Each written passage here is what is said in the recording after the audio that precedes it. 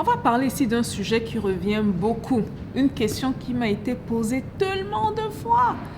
Je n'ai pas eu l'opportunité de répondre jusqu'à présent parce que dans cette vidéo, je vais répondre aux questions que vous avez sur les lèvres. Beaucoup m'ont demandé, Stéphanie, vu que tu as investi dans autant de pays en Afrique, quels sont les meilleurs pays où investir? On va parler de ça dans cette vidéo. Je vais donner le top 5 des pays où investir.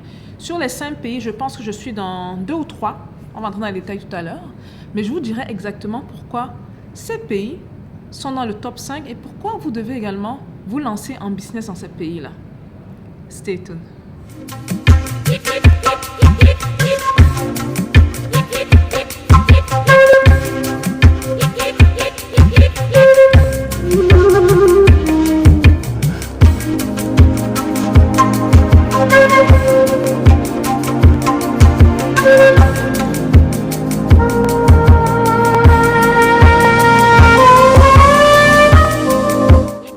Bonsoir et bienvenue dans Parlons de business. Alors ici on parle de quoi? On parle de business, on parle d'opportunités d'affaires, on parle d'argent et on parle de tout ce qui peut faire grossir ton compte bancaire, même de mindset.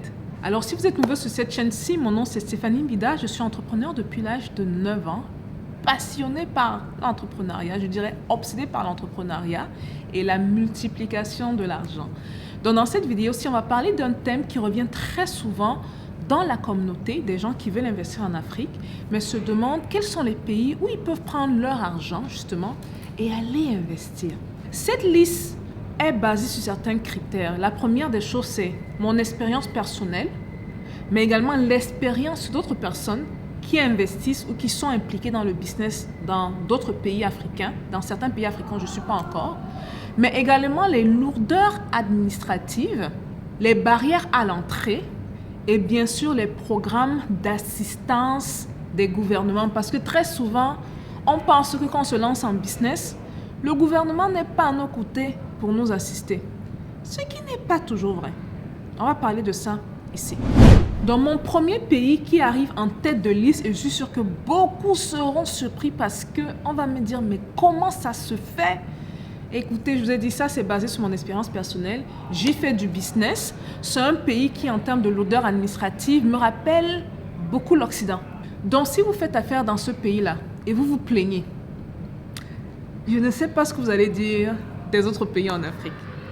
Ce pays, c'est le Bénin. Oui, le pays de talent qui, je vais être franche avec vous, m'a énormément surpris. En fait, quand je suis arrivée, quand j'ai lancé la première activité business, c'était tellement facile de connecter avec les gens, d'aller voir les gens, d'échanger avec les gens, de faire bouger les dossiers. J'étais sidérée. Surtout qu'avant de faire le Bénin, j'avais déjà fait 4 pays en Afrique. Donc, le Bénin était le 5e pays où j'arrivais, où on a lancé, à date, on a 2 activités un peu différentes qu'on fait présentement. Et franchement, chapeau.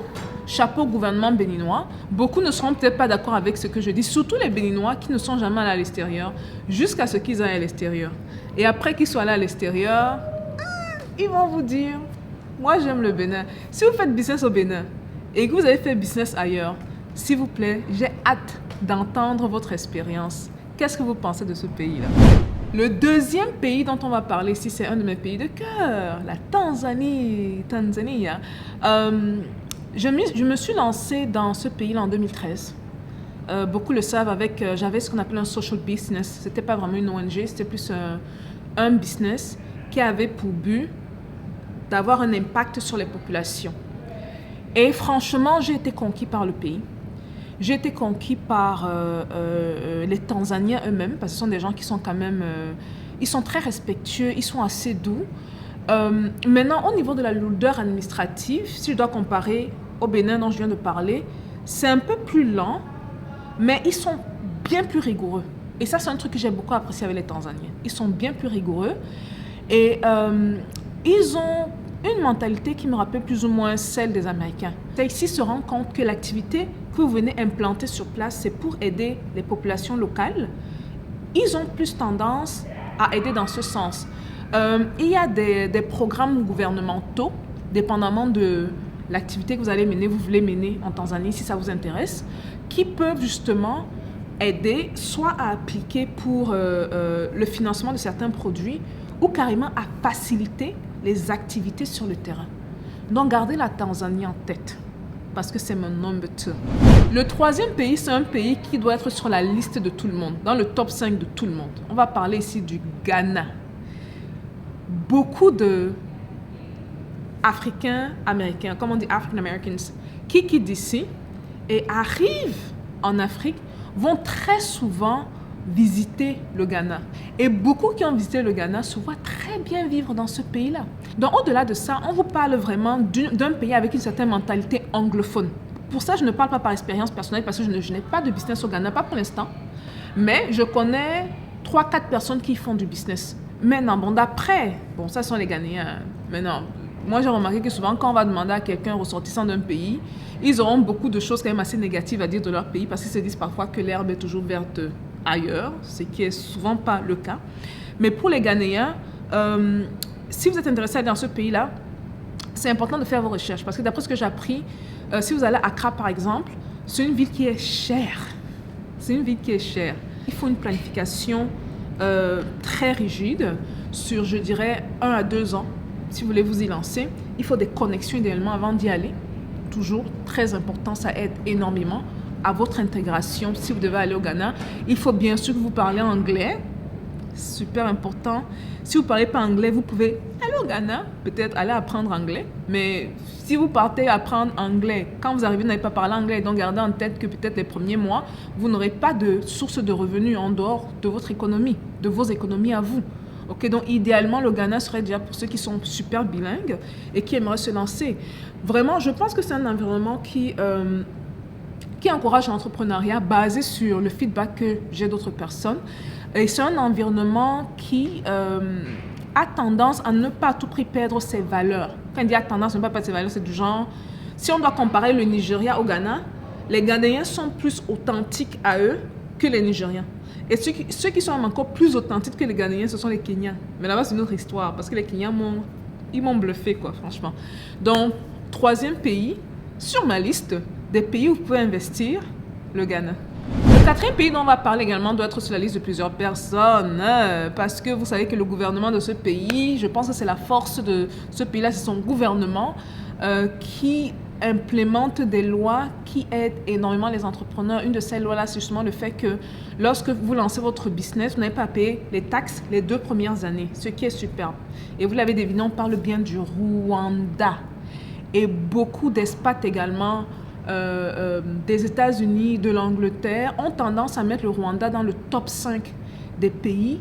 Quand ils veulent quitter peut-être les États-Unis et aller s'installer en Afrique, le Rwanda rentre automatiquement dans le top 5. D'après ce que j'ai appris, il fait vraiment bon vivre, premièrement Rwanda, mais les Rwandais, en fait, la tête du pays, c'est-à-dire que quand on parle de la tête du poisson, là, le leadership existe au Rwanda. Donc, si vous voulez vous lancer dans une activité, vous n'aurez pas à avoir peur du genre, un peu comme, bon, je n'ai pas envie de tenir certains pays là, mais où avant de faire une chose, même pour aller déposer ton dossier pour enregistrer la compagnie, il faut déjà payer la corruption. Tu payes ici, tu payes là-bas. C'est-à-dire qu'il te faut carrément prévoir un budget corruption dans certains pays. Et c'est dommage. Au Rwanda, ce n'est pas le cas. Au Rwanda, ils suivent vraiment les règles. On a mis 5, 6, 7 règles à suivre. Les 5, 6, 7 règles seront suivies. Et je pense que c'est superbe, surtout que personnellement, je pense qu'en Afrique, on a besoin de ce genre de leadership. Je n'excuse pas, parce que je vois déjà certaines personnes dire que oui, mais Kagame et tout. Je parle du leadership ici. Okay? Et pour moi, les résultats parlent plus qu'autre chose. Donc, personnellement, moi, dans ma liste, dans le top 5, le Rwanda est 4e, indéniablement. Le 5e pays dont on va parler ici, c'est un pays dont personne ne s'attend. On va parler de la République centrafricaine, que les gens négligent. On va dire que ça, c'est un pays un peu bizarre. Ça, c'est un pays, pourquoi il faut aller là-bas? Ça, c'est un pays, même vous voulez investir quoi là-bas? Ce qu'il faut comprendre à la République centrafricaine, c'est que avec l'arrivée de Touadéra, et je pense personnellement, je pense que le milieu est fertile maintenant pour investir dans le pays. Parce que si vous voulez vraiment, vous cherchez vraiment des opportunités d'investissement, je pense que la RCA, c'est un pays qu'il faut sérieusement considérer. Le gouvernement est très ouvert. Si on doit vraiment regarder de tous les 55 pays en Afrique aujourd'hui, la République centrafricaine rentre facilement dans le top 3 des gouvernements très ouverts aux investissements étrangers.